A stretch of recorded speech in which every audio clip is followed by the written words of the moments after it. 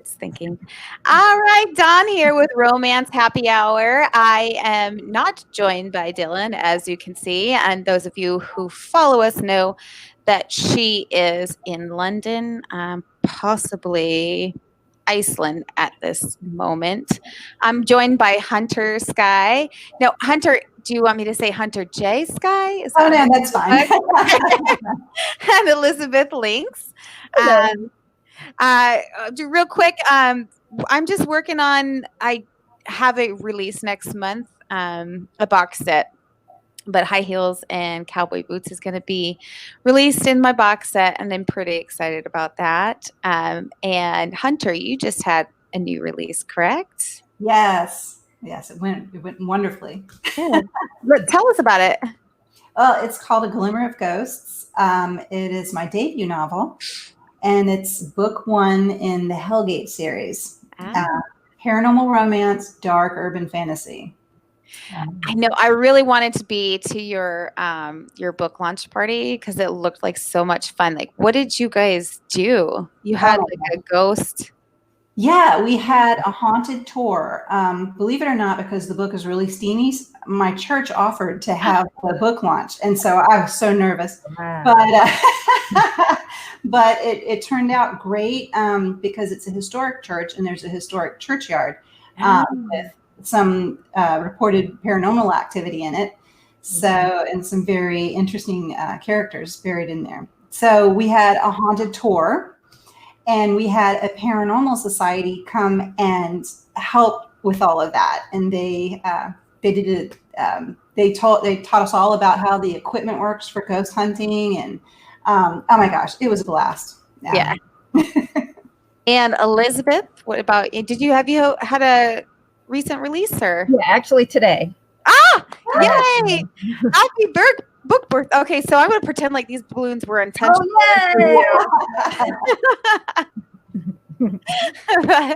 So we discovered. Do you mind me telling where you? Not specific towns, but the. Oh yeah, that's fine. Okay. All right. We found out that we're all in Virginia tonight, so it's the Virginia girls. Go Virginia! At Romance Happy Hour. All right, Elizabeth, what are you working on? Well, the release that I had today is called Burning Love, and it's the 3rd book in the Lost and Found series, which pretty much takes place in this small town in a mountain in Maine.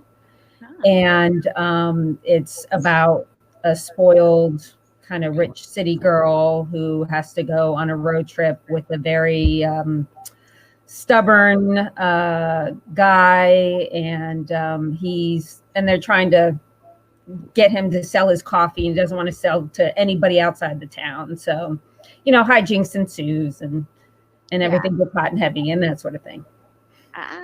Sounds good. And you write rom-com. Mm-hmm. And yes. Hunter, you write paranormal. That's right. Yes. Yeah. Okay. All right. And Karen, she's our resident questionnaire. I see she's here. Deanna already has a question for you, but we'll save it, Deanna. We're going to save it for afterwards. Usually we're a lot further along, but all right. So, and how many books do you have out, Elizabeth? Well, this will be number 15. If you're including box sets, it'll be like 15. Yeah. Now, do you also publish your novels by yourself after the box sets are done, or? Yeah. Okay, nice. And so it's 15 in all rom-com. Yeah. Nice. Awesome. All right. And Sarah says, congratulations on your book launch, Elizabeth. All right. So do we want to get going reading? Sure. All right. Elizabeth is going to read first, everybody. So get those questions ready for afterwards. Okay. Now I'm reading from paper, so bear with me. I went with pretty much a chapter, but I kind of took some things out to fit into a smaller time frame. So if you have actually read it, you'll find some things missing. Okay. One bed, just one bed. I stared at the queen-size bed. It's not so bad. I'm sure the clerk was exaggerating when he said all the hotels and motels around town were booked. I can't imagine so many people are here for Dick. Stop. I held up my hand and rolled my lips together. I wouldn't let her break me. After the tire fiasco, I was hoping to rest in a moderately priced hotel, take care of Shelby, and try to get an early night's sleep before the rest of our journey tomorrow. No laughing, no enjoying the moment, no smiles of any kind. There was nothing fun about being stuck in a room with one bed and a sexy woman. I mean, a woman with perky tits. Shit. Nothing could happen between us, no matter how much my dick wanted it to. The big guy between my legs wasn't in charge of my coffee company. And B was all business. I had to get down to business with her. I sat on the edge of the bed. After so many phone calls to tire companies and motels, I lost count and ended up discovering the priciest room in the world, all because a big convention was in town. I was seated on the last available bed within 30 miles. B was figuring out how to unbuckle Shelby from her stroller. Just because you're upset the Dick people got better rooms, don't take it out on me. She lifted Shelby from the stroller while I stared at her round ass. Those jeans fit her perfectly. Stop saying Dick. B turned with Shelby in her arms. Her golden hazel eyes sparkled, and something hit me in the chest. It was as if my heart formed a foot and gave me a swift kick. B was beautiful standing there with Shelby. Her eye makeup was slightly smudged, and her hair was tousled, but there was a happy, relaxed glow about her. Why can't I say Dick? It's only an acronym, Drink International Conference in Kirkwood. You're just jealous because you weren't invited to Dick. Yes, I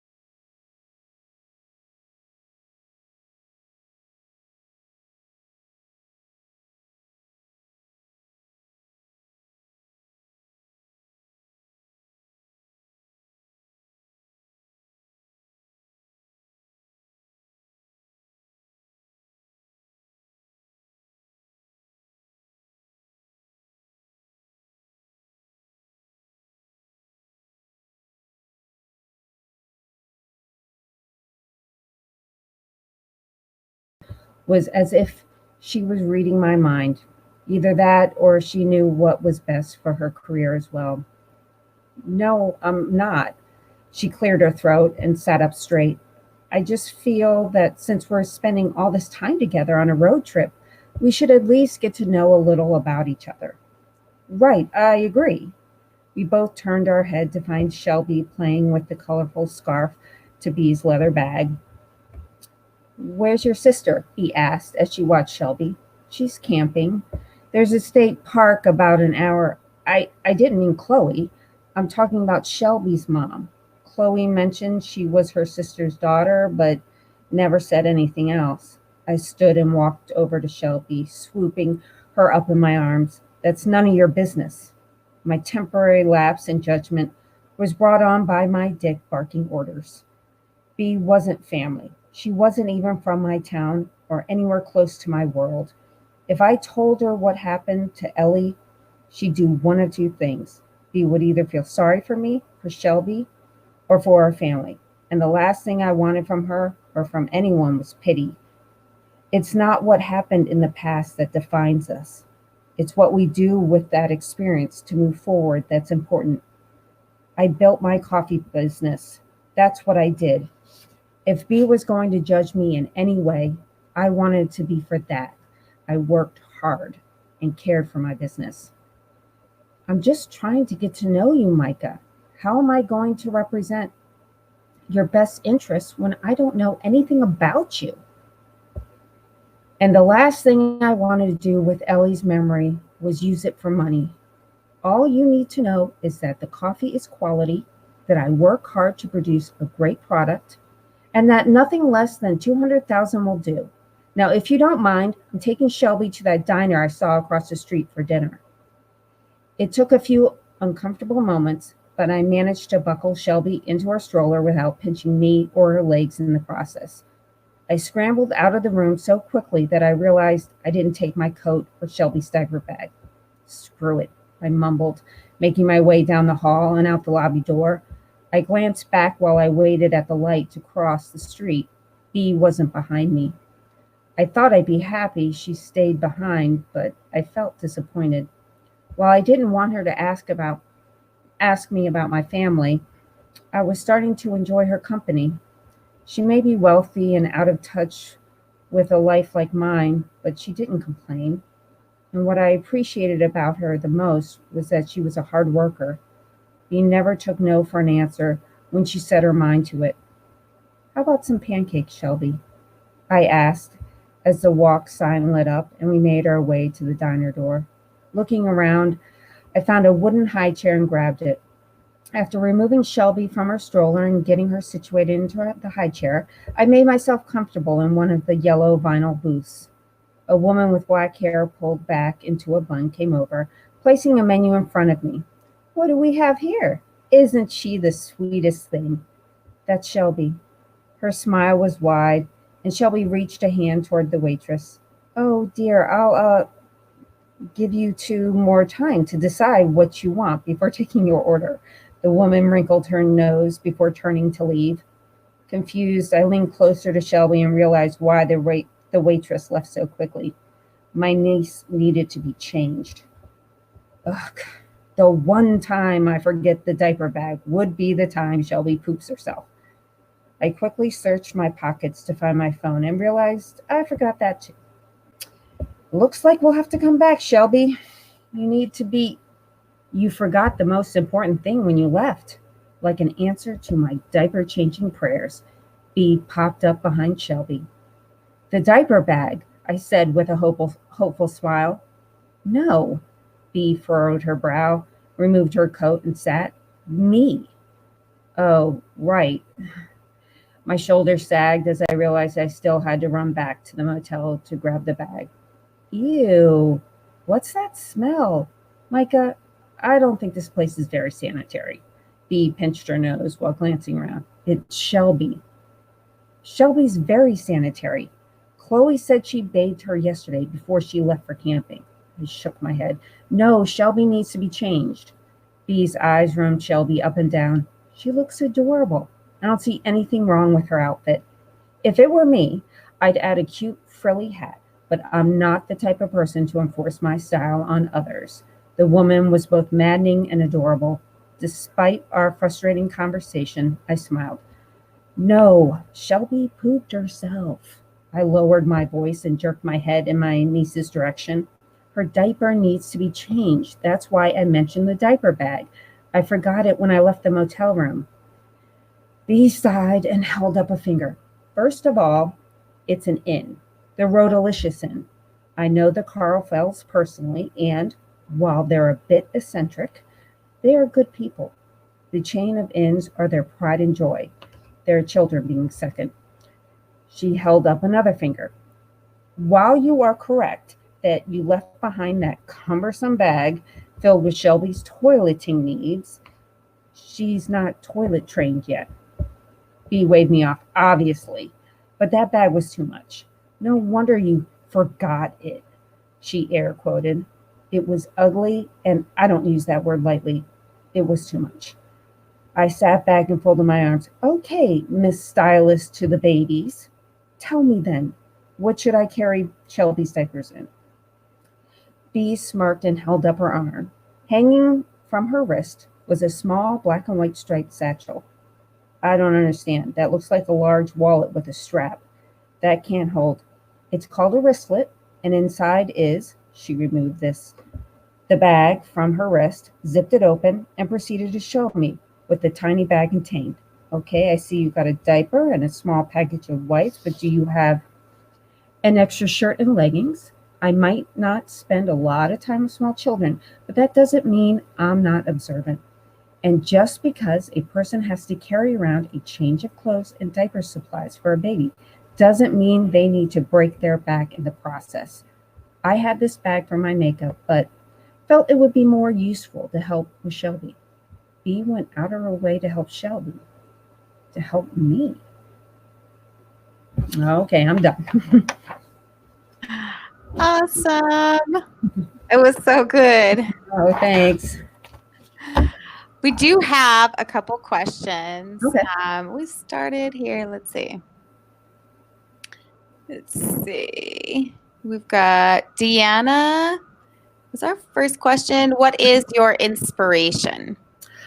Gosh, so many things. I would say sometimes I get inspired by different books I read. Like I really like how maybe styles that writers write in, and sometimes I'll just be in a mood for a certain trope, and so I'm like, wow, I have to think of characters, and I swear a lot of it is just characters pop into my head. Like the first book for this series was, I was going through a very bad time, and I had planned this whole series around this family that was supposed to take place in a city. And what kept popping into my head was this man who lived in the mountains, who was just a recluse, and it just kept pounding into my head. And I think because I was just going through a bad time in my life, I needed that sort of something that was just completely opposite of me. And so I finally just gave up and was like, I'm just going to write this book. And that's how I ended up writing Cabin Fever, which is the first book in the series. And actually, Burning Love, which I just read from, it's E, the sister of the heroine from Cabin Fever. Oh, okay. And what about you, Hunter? Oh, wait, you are still muted. Hang on. How about you? What is your inspiration for your books? I start from an emotion. I will feel like a complex emotion, and I'll think, well, what would cause an emotion like that? And then suddenly a scene builds around that emotion with particular characters, and the story builds in both directions. Mm-hmm. It will go forwards and backwards. So I'm a pantser. Yeah. Elizabeth, are you a plotter or a pantser? I used to be a pantser, but now I'm more of a plotter. Yeah, that's kind of, I've kind of like, transitioned to plotting, kind of in the middle. I mean, I get my basic concepts down, and then I just go for it, and it kind of evolves over time. But they also wanted to see if they could see your book covers, both of you. Oh, gosh, if you have them. If not, just we'll pop them. You know what? When she does her reading, I'll run and get them. Yeah, that's perfect. Great. And if not, we can just pop it up, on the page too. Are you giving away a copy of it for the book? I'm actually giving away a signed paperback copy of the second book in the series called Living Hell. Okay. And then, so what's your favorite time of day to write? Probably late morning is usually when I'll get some writing done, but it really depends on what I have going on during the day because I I have a elderly mother and a special needs kid, so there's a lot of times during the week where I'm running around to different appointments and things. Mm-hmm. So sometimes I don't get that late morning, and I have to kind of work it in. Yeah. What about you, Hunter? Late morning is good energy time. I have to agree. But unfortunately, well, not unfortunately, it's a good thing. I'm at the mercy of my muse. So literally, it could be 2 a.m, and I wake up and I've got this and I have to go type a little bit. See, I can't do nighttime. I gotta be highly caffeinated. I start writing in the early morning as soon as my caffeine kicks in. Then I get my kids off to school, and then I can sit down and write some more. So, yeah. I will say, to go back to the inspiration thing, a lot of times a scene will pop into my head, and it usually ends up being the first scene. And because you reminded me of it, of being like half asleep, and then suddenly the scene comes to me, and I have to go and write it down real quick. So that's a lot of times I'll build a book off of that scene. Now, do you get up in the middle of the night and write it, and then wake up like the next day and not know what it was that you wrote on the paper? I've done that before. No. If I write it down, then I'll be up. If I don't write it down, I won't remember. Nice. Yeah, I've written a plot down, and then I'm like, yeah, this makes no sense, or it looked a lot in my brain when I was dreaming it or whatever. It was like a lot cooler.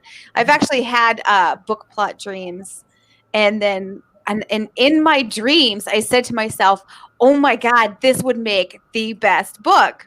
And then I wake up and I'm like, what was you thinking? This is awful. Yeah, that's happened to me. Deanna, rom-com, so it all works. Yeah. This is ridiculous. It works perfectly. Yes. This one, Dylan writes rom-com, and I asked her, I'm like, how do you do, what is your process? What do you do? And she's like, I don't know. I'll just get to a scene and I'll be like, what is the weirdest thing that can happen? Like, what is the most insane thing that can happen? And so she's come up with some pretty fun plot twists. And I wanted to answer Deanna. Deanna, my inspiration for my cowboy book, that's High Heels and Cowboy Boots, I think I actually wrote that one a very long time ago, like years ago. And I think at the time I was watching, they had this reality show where it was a bunch of like rich kids that came to work on a farm for the summer or something like that, and compete against cowboys and stuff. And it was like a reality show craze at the time. So I thought, oh, that would be really fun to have like a reporter come and do this reality show thing. And again, for my hero though, my husband always has some kind of inspiration for my heroes. I'm not going to, like, every hero is completely different, but they all just kind of embody something about my husband. I'll give you guys that much tidbit. All right. So enough about me. Let's see. All right. Let's see. We got more. And Karen, I'm going to say that I kind of warned them about your questions. It's not outlandish though, but I did say that Karen loves food, weird food. She says, what's your favorite go-to snack while you're writing? For me, if I could have it all the time, it'd probably be Twizzlers. Oh, nice. Let's see. Well, I'm gluten-free, unfortunately, so I eat gluten-free pretzels. But my favorite food is capers, which is weird. And people have been gifting me little jars of capers like my whole life because I love them so much. Like on my birthday, they'll attach balloons to the little caper bottle. So this is going to make me seem very, very naive and maybe even a little sheltered, but what exactly are capers? Like, I know they exist, but I've never had them, so I don't know. They're I'm a little flower bud.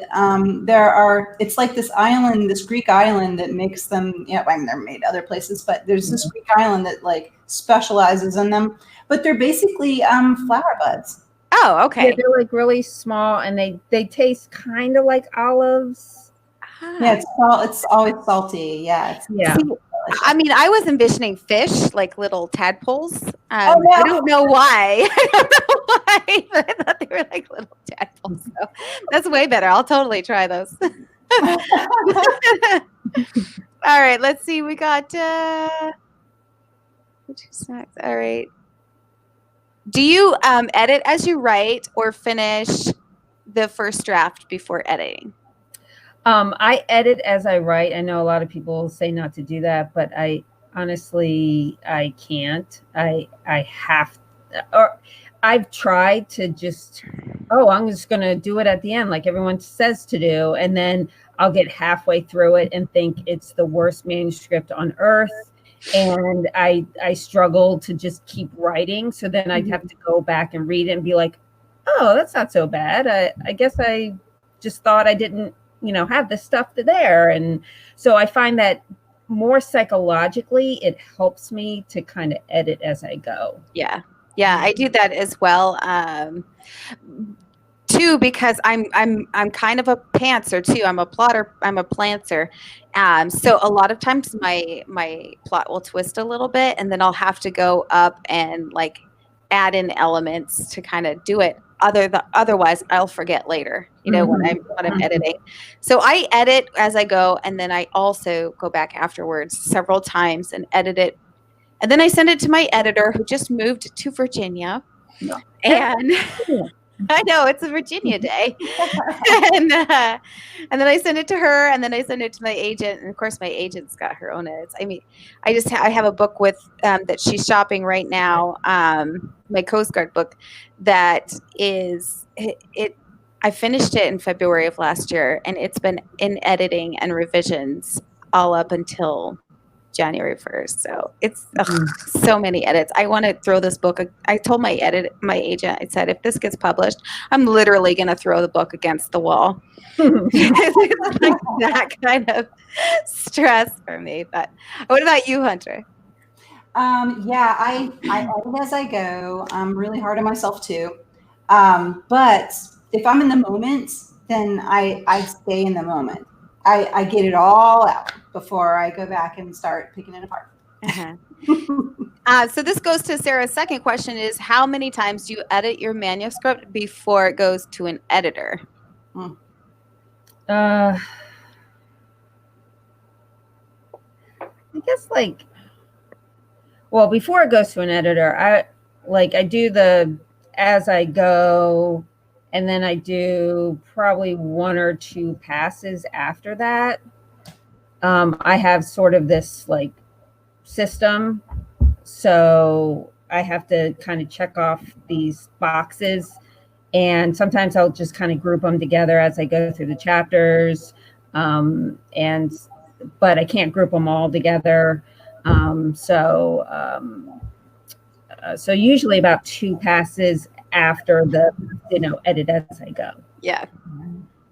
And you have I'm nuts about I'm a perfectionist. I don't know if I succeed in being a perfectionist, but in my head I am. I go through it a few times, and then I send it to professional editor and let them go through it, and then after that I'll do it a few more times. Yeah. All right, so we have another one. What author do you girls fangirl over?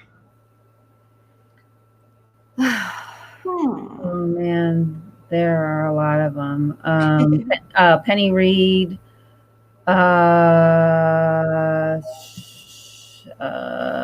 Ruby Dixon. I don't know if you guys know Ruby Dixon. I really do fangirl over her.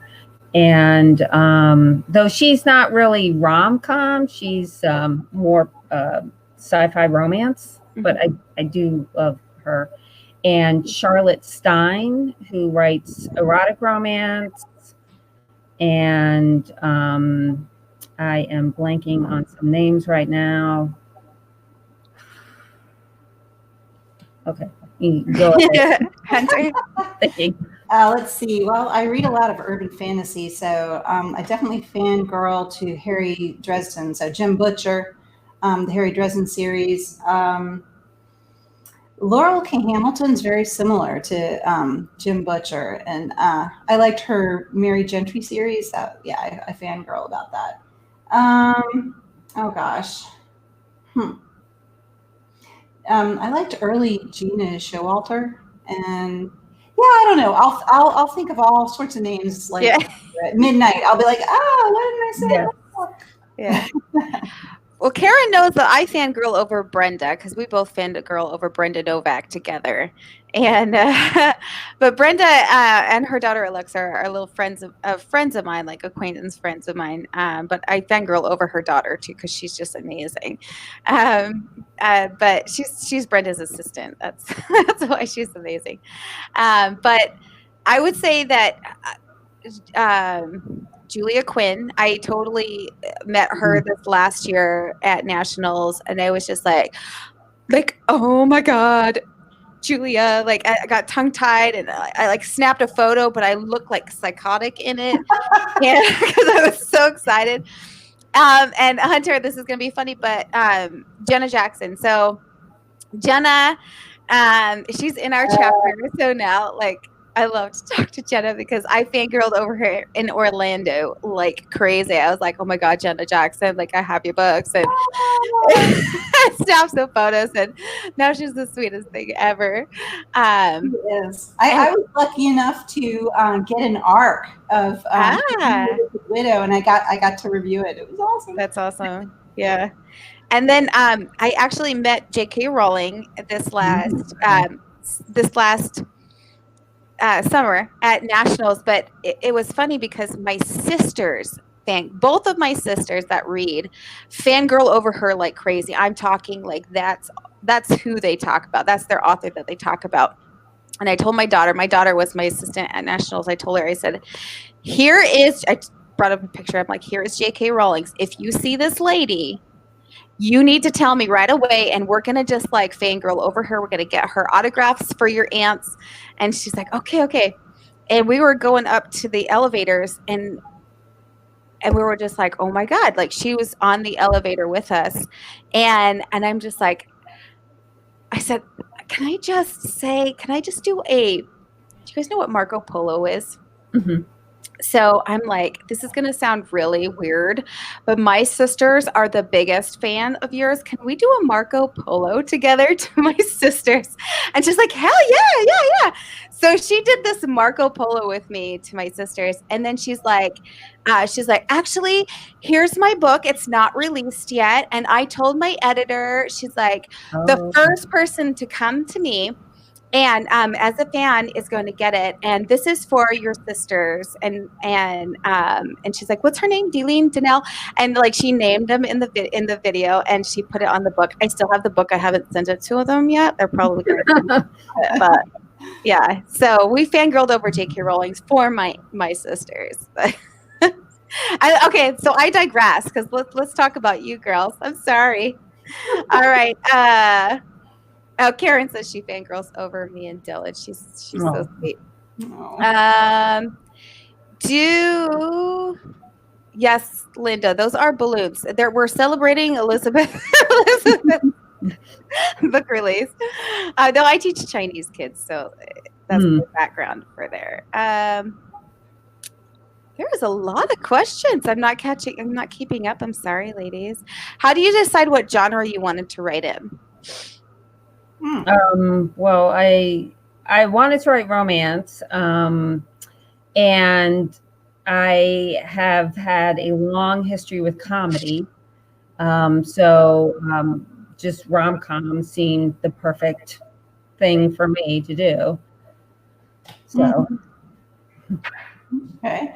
Well, let's see. The first book my mom, when I was a child, I got the book, The Fairies. The Brian Froud book.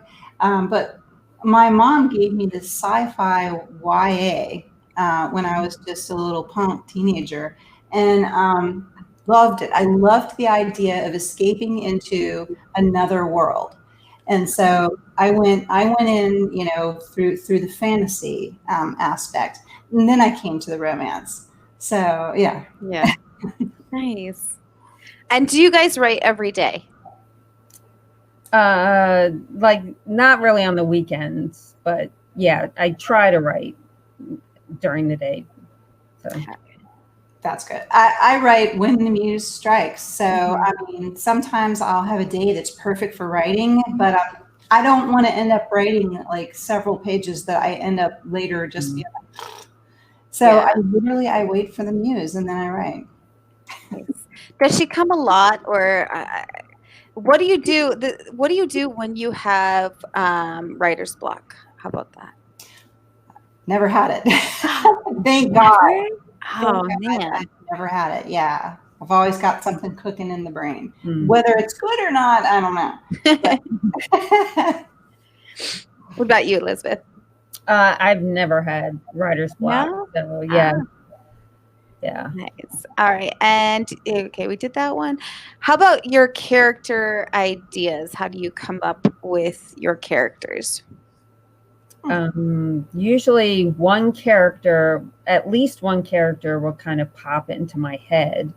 And it's usually the heroine, and she'll be pretty like 80% formed. And I like to write a lot of like opposites attract, and because that just leads better, I think, to comedy. And so I try to think of an opposite character to whatever character popped into my head. Mhm. Let's see. I mean, there are bits and pieces of the people that I know in my characters, but there's definitely a lot of me in my characters, particularly the main character. I mean, we're here to understand. So, writing about a character is just helping us to understand ourselves better. For instance, if there's time, the main character in the Hellgate series, which A Glimmer of Ghosts is the first book in, the main character has narcolepsy. It's a very serious autoimmune disorder. So, I had a pretty dark time when I was diagnosed. And my priest actually suggested that I write about it. Ah, And so I did. And then, I don't know, half a year later, I had an 80,000 word manuscript. wow. Yeah. Nice. Yeah. Awesome.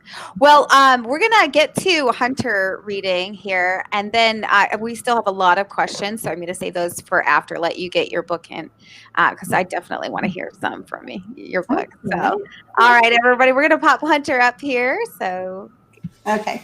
Hi. Okay, I'm going to give you a little bit of a heads up because I'm starting this excerpt halfway through the first chapter. So this book is about ghost hunting. It's about a team called Old Town Ghost Hunters, and they've got 4 guys and 1 girl, and the guys are all sort of on the science and technology aspect of it. And Melisande, the main character, she's more the psychic end of it. She's not so much a psychic as a hypnagogue. She has narcolepsy, and she's found a way to extend the hypnagogic and the hypnopompic stages of sleep. That's the first stage when you're falling asleep, and the last stage when you're waking up. And when this is happening, you can have hallucinations. You can have auditory, visual, touch hallucinations, which she's had to deal with. But she's figured out that some of the things that she's perceiving are, in fact, ghosts. So that was the premise. That was the idea for the book. And anyway, the ghost hunters are at a local cemetery in Portsmouth, Virginia. It's a historic district. And they are just about to start their investigation. And they notice that they're not alone in the cemetery. There's some other folks in the back, and they're not sure if they're other paranormal investigators or if they are the actors that the city hires to talk to tourists and things, because it's a very historic town. So, but they're about to encounter something that they have never come across before.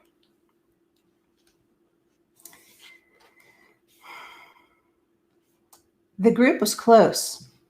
I heard the crush of velvet and the sway of silk. 6 people moved down the main path toward us. The guide wore a full-length forest green dress that bounced and swayed with what might have been upper-class Victorian flair. As she drew near, I saw the attention to detail in her costume. A trail of black velvet buttons ran from a small matching black collar to her cinched waist. Full-length sleeves ended in delicate bells of black lace circling her long black velvet gloves. She'd finished the ensemble with a sweeping updo adorned with green and black ribbon spraying out from a single peacock feather. It was hard to make out the exact color of her hair in the flickering lamplight. It had the cold glint of steel, as did her eyes. Orbs of light danced around lanterns held by the guide's 2 companions. The man to the left removed a gray hat from his dark hair and tucked it under the arm carrying the lantern. His black suit coat was tailored perfectly to his slim form. It hung open over a crimson 4-buttoned vest. The lantern light and our red night vision camera beams gave the silky material the tint of oozing blood. His wide black tie, shiny black shoes, and expertly tailored gray striped pants gave him the elegant air of a Victorian gentleman. The costumer who'd outfitted the first 2 had definitely not dressed the other man. The blonde, coming to an abrupt stop on the other side of the guide, wore period clothing as well. His dull black coat bagged around an equally dull black vest, which puckered between too many buttons. The only color on him was a hastily tied royal blue tie that somehow lacked any royalty. He was handsome in a pencil-sharp way. Pale, wavy hair and a thin mustache carried well on his gaunt face. His sharp chin and jaw saved his masculinity from the rest of his otherwise delicate features. Just entering the pool of lantern light behind the guide was a stunning woman in what looked like full evening attire. And like the guide, she was also covered head to toe, despite the heavy July night. The wavering light danced along her silky flared frost blue skirt. A graceful matching collar and slanted pocket strips shimmered against her fitted black bodice. A tiny black hat with a frill of floating black feathers topped her auburn hair. A young, haughty look rode her porcelain features as her mouth carved out a slow, predatory smile. Everything about her clashed with the man who stepped into the lamplight beside her. The third man wore the shadows as if they were cut and stitched just for him. His costume seemed made to imitate an earlier time when lean waistlines were the result of a lack of food, not a fashion statement, and sleeves were cut wide to accommodate swollen muscles from hard work, not a whimsical trend. I tried to make out the shape of his heavy brow, or the tint of the icy circles glinting in the unknowable depths of his face. He seemed familiar in the way some people do when I'm on the verge of sleep. The last of the small group had clearly missed the memo regarding costumes. He wore a regular suit shirt, the kind that came folded and pinned on a cardboard square. His slacks were an indeterminate brown, and he wore scuffed shoes and a striped tie of inconsequential colors. He turned anxious eyes to me, visibly sweating in the dense night air. The group floated to a stop about a dozen paces in front of us. The misty ceiling swirled above their heads. Even in my drifting state, I sensed the awkwardness of that distance. Out for a stroll among the headstones. The tour guide obviously had voice training. Her soft tones practically slid along the skin. The city of Portsmouth employed several actors who worked year-round mingling with the tourists, handing out maps and offering dining suggestions in old-fashioned accents. This gal was better than most. Their group felt more like a training session than an actual tour. Ghost Town Investigations, Josh offered, slipping the headphones off. We have permission to record tonight. The woman in green broke the boundary between our 2 groups and drifted a few feet closer. None of her party followed. A dark A dank scent of wet clay and freshly turned soil filled the space between us. The fragrance closed over me like a coffin lid. Investigators, she emitted a cultured giggle, of the paranormal. I was fascinated by how her red lips held their femininity, no matter what shape her words took. In fact, her entire face seemed unable to strike anything less than a flattering pose. It must have been her theatrical training. Though she stood squarely in front of me, she seemed less a real woman than the idea of one. Whose idea I didn't know, but she was definitely a lovely invention. Mel! I was suddenly aware of someone calling my name. I turned from the woman to look at Josh. His face had changed into a mask of worry. What had I missed? Had he said my name more than once? I turned back to the woman. She smiled at me in a private way, as though I were the only one in front of her. Time to wake up, Josh said, but I couldn't bear to look away from the woman in green. I was in stage 1 sleep, when I could choose which dreams to stay with and which to discard. I must have stumbled forward a few steps because suddenly the gunmetal of the woman's eyes loomed in front of me. I was mistaken. It wasn't metal. Her eyes were moonstones, deep and secretive. Were her lips really that close? A warm flush rose to the surface of my skin. Beautiful dreamer, wake unto me, she began to sing, and a soft melody spun to life in my mind. Starlight and dewdrops are waiting for thee. I knew that song. I'd heard it before, somewhere. Sounds of the rude world heard in the day. Music whirled in my head. Lulled by the moonlight have all passed away. Someone must have touched me and triggered a hallucination. The red night vision light bled from the air, taking the rest of the world with it. All that remained was the echo of her voice and darkness.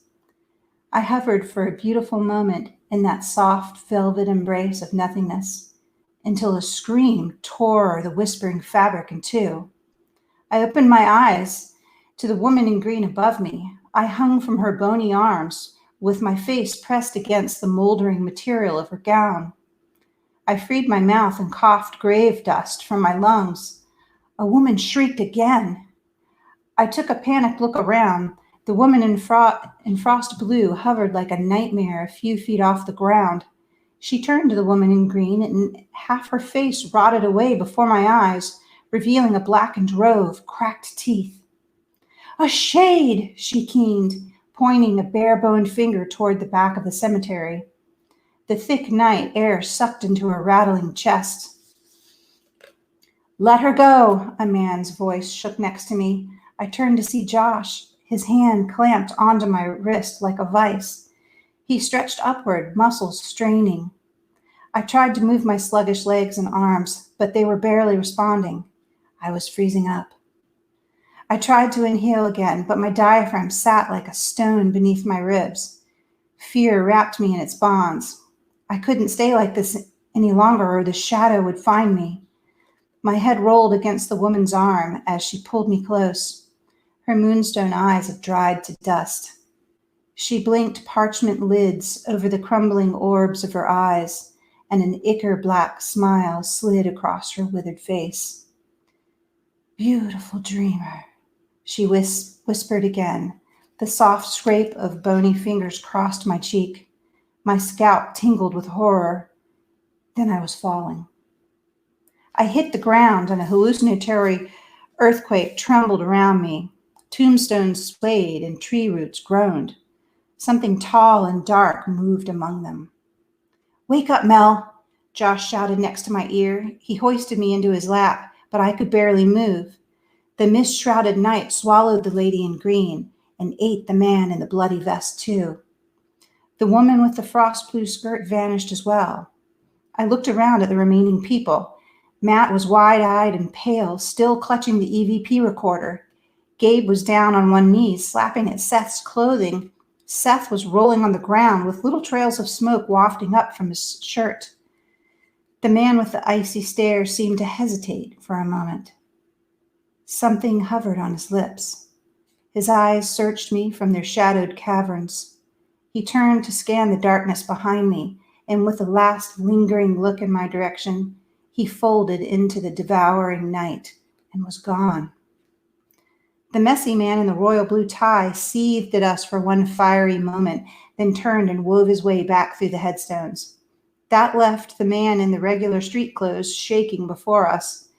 He opened his mouth to say something and thought better of it. He turned to leave, but spun around again. "I'm sorry," his strained voice barely whispered. With that, he grabbed the remaining lantern and left us in true darkness. Something moved in the thick, black night. It peeled away the mist, searching for me. "Mel," Josh's voice drifted in and out. He shook me. I was in those final moments of sleep paralysis when my brain tried to kickstart my neuroreceptors, but it lacked the necessary chemicals. It was like trying to get a car engine to turn over without gasoline. Luckily, Josh and I had a backup plan.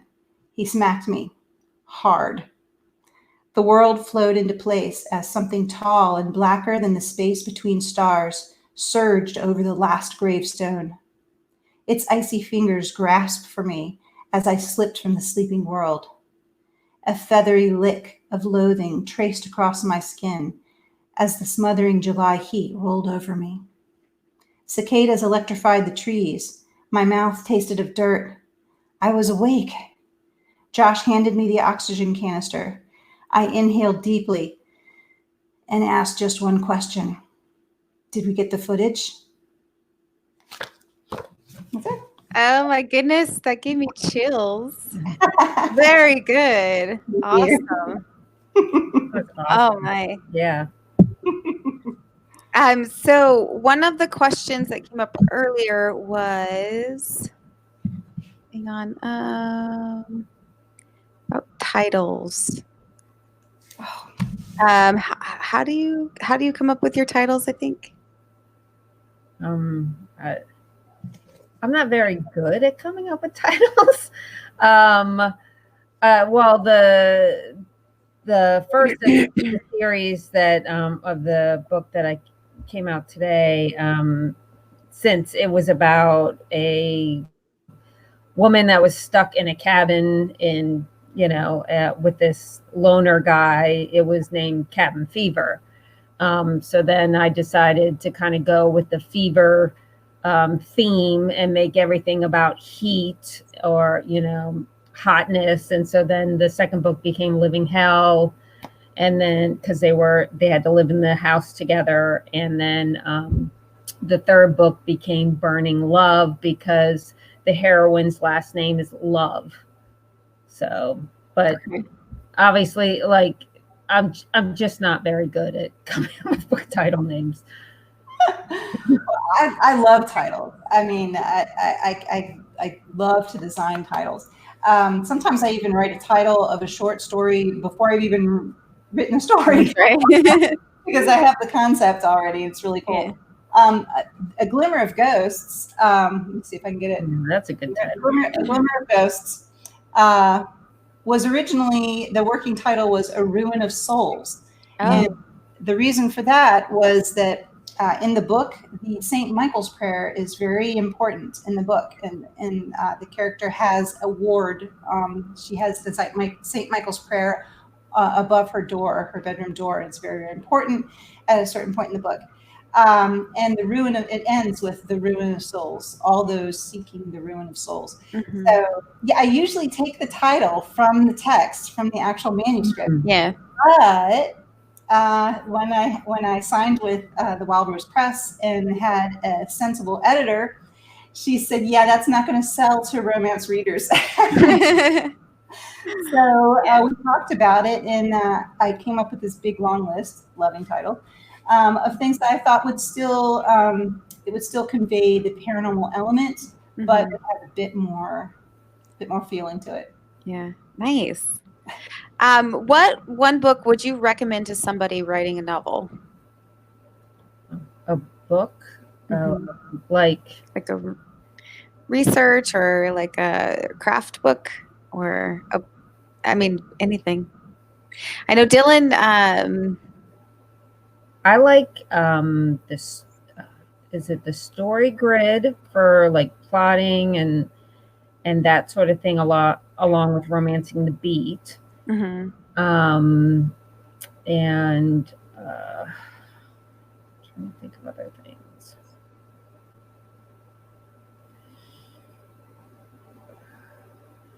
Yeah, Romancing the Beat is good. Yeah, that's a good suggestion. I'm trying to think of like craft type stuff. Other than I also like the hero and heroine archetypes book. Oh, I love that one. Oh, I love it because I can go in, like I have the hero and heroine in mind, go in and read these archetypes and it helps you decide like how they're going to clash, how they're going to get along. And I love it. Like it, and I honestly, you can, I bring it to work sometime when I work in the civilian world. I'll go I'm bring it to work and I can pick out what my husband is too. I go like, oh, my husband he's a chief archetype. And coincidentally, he's also chief in the military, but he's a chief archetype. And then I'll like try look to see what kind of archetype am I? And yeah, so I love that one. It's a lot of fun to even do on yourself. What about you, Hunter?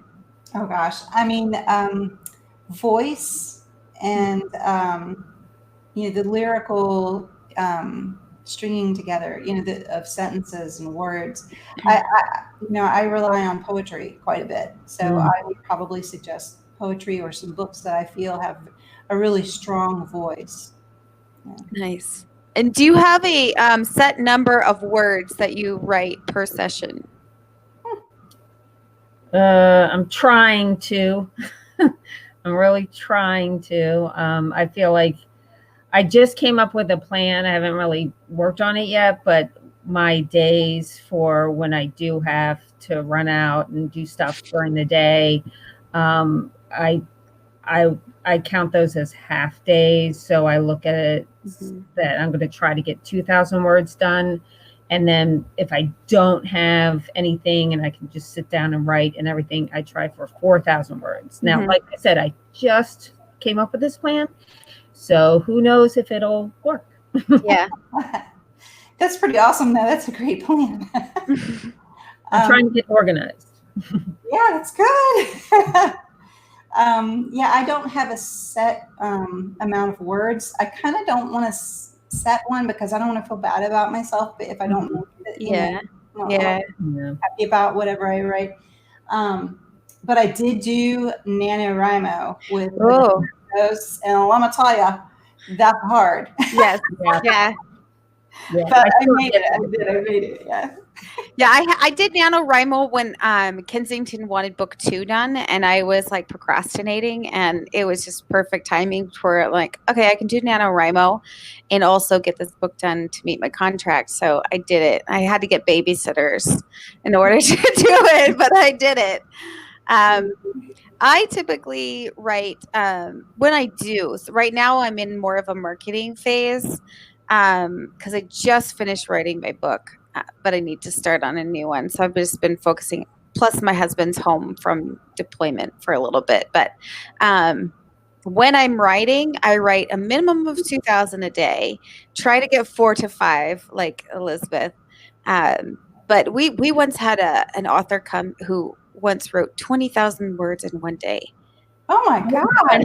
Like she was up all night long. But I was like, oh, I don't understand. Like. Oh, my brain shuts off after I don't know. Yeah, mine too. Gosh.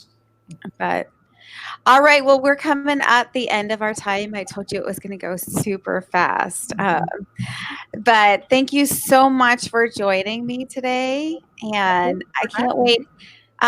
Readers, you can comment and like, and what did you guys do? Goodreads, right? For your actions. Go. Yeah, follow them on Goodreads or whatever it was on the thing to win their books. I have the cover to you would win. So nice. All the abs. Yeah, we love the abs. Yeah. All right. Go and enter for their giveaways. And thank you again for joining me. And we'll see you Thank later. you. Thank you.